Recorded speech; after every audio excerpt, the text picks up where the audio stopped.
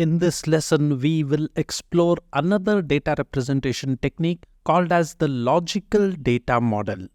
In the simplest words, this is a visual drawing of the entities that the business organization wants to collect some data about and the relationships between these entities.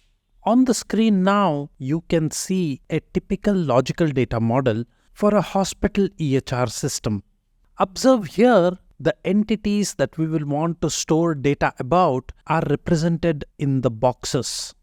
For example, patient, problem, observation, treatments, physician, department, etc.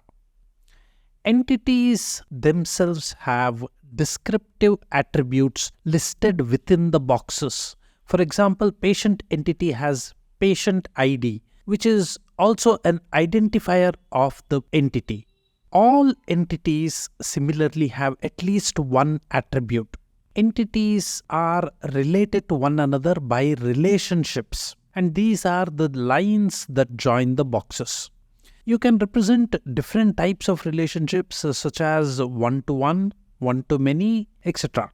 This has been a high-level view of the logical data model, and I will not go any further into the description. Please note that modern software tools allow you to create such a model and then translate it automatically into a physical data model. But this model by itself is database agnostic, and it is described in a business compatible language. Okay, now the million-dollar question is, how is this model used in quality planning? And the answer to that is that this model can reveal where data integrity issues can arise. So this logical data model is typically used in quality planning phase.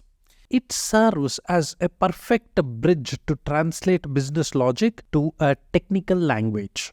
And with that, I will conclude this lesson. Coming next up is the third data representation tool called as matrix diagrams. So see you in the next lesson.